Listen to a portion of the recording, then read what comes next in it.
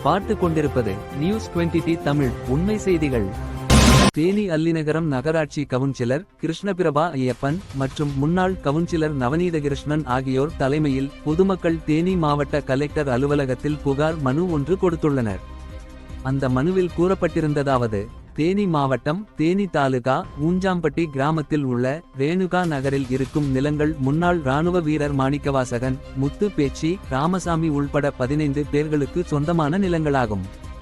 இந்த நிலங்களை ஒண்டிவீரன் காலனியை சேர்ந்த ராஜன் என்பவருடைய மகன் அலெக்சாண்டர் எவ்வித ஆவணங்களும் இல்லாமல் அது தன்னுடைய நிலம் என்று சொல்லி நிலத்தை அபகரித்து வேலி அமைத்து மணல் திருட்டு வேலை செய்து வருகிறார். மேலும் 10க்கும் மேற்பட்ட ஆட்களை வைத்து கொண்டு பொக்லைன் மூலம் முள்வேலிகளை உடைத்து அத்துமீறி உள்ளே நுழைந்து 15 பேர்களின் நிலங்களான 9 ஏக்கருக்கும் மேல் உள்ள நிலங்களை தன் கட்டுப்பாட்டில் கொண்டுவர முயற்சி செய்து நில அபகரிப்பு செய்து வருகிறார். அந்த சர்வே எங்களுக்கு கட்டுப்பட்ட நிலம் பஞ்சமி நிலமோ அல்லது கள்ளர் ஜாதி நிலமோ அல்லாத பட்டா நிலங்களாகும். அந்த நிலங்களுக்கு 15 பேர்களும் தனியாக பத்திரம் மற்றும் தனி பட்டா போன்ற ஆவணங்களும் வைத்துள்ளனர். இந்நிலையில் அலெக்சாண்டர் என்பவர் பணம் பறிக்கும் நோக்கில் நான் உங்களை கொலை செய்து விடுவேன் என்றும் மிரட்டியும் நீங்கள் என்னை ஜாதி பெயரை சொல்லி பேசியதாக PCR இல் போய் கேஸ் போட்டு விடுவேன் என்றும் உள்ளே வந்தால் வெட்டுவேன் என்று அருவருக்கத்தக்க வார்த்தைகளால் நிலத்திற்கு சொந்தமானவர்களை மனம் வருந்தும் படி பேசிவிட்டார். இது குறித்து அலெக்சாண்டர் என்பவரை விசாரித்து எங்களுக்கு எங்களது நிலம் கிடைக்க வழிவகை செய்ய வேண்டும். இந்த பிரச்சனை குறித்து அல்லிநகரம் போலீஸ் நிலையம் மற்றும் மாவட்ட போலீஸ் சூப்பிரண்டு மற்றும் முதலமைச்சர் தனிப்பிரிவிலும் மனு கொடுத்துள்ளோம். எனவே மாவட்ட கலெக்டர் அவர்கள் நிலத்திற்கு சொந்தமான 15 பேர்களின் ஆவணங்களின் அடிப்படையில் உள்ள பட்டா, சிட்டா, பத்திரம், ஆதாரங்களை பார்வையிட்டு மணல் திருட்டு சம்பந்தமாகவும் நில அபகரிப்பு தொடர்பாகவும் மற்றும் அரசுக்கு ஒப்படைக்கப்பட்ட அனைத்து பாதைகளை வேலி கொண்டு அடைத்து வைத்துள்ள சம்பந்தப்பட்ட நபர் மீது நடவடிக்கை எடுத்து பாதிக்கப்பட்டுள்ள 15 பேர்களின் நிலங்களை மீட்டு தர வேண்டும். இவ்வாறு அந்த மனுவில் கூறப்பட்டிருந்தது. நியூஸ் 20 தமிழ் செய்திகளுக்காக ஆசிரியர் தினேஷ்குமார். உண்மை செய்திகளை உடனுக்குடன் தெரிந்து கொள்ள நியூஸ் 20 தமிழ் செய்திகளை சப்ஸ்கிரைப் செய்யுங்கள்.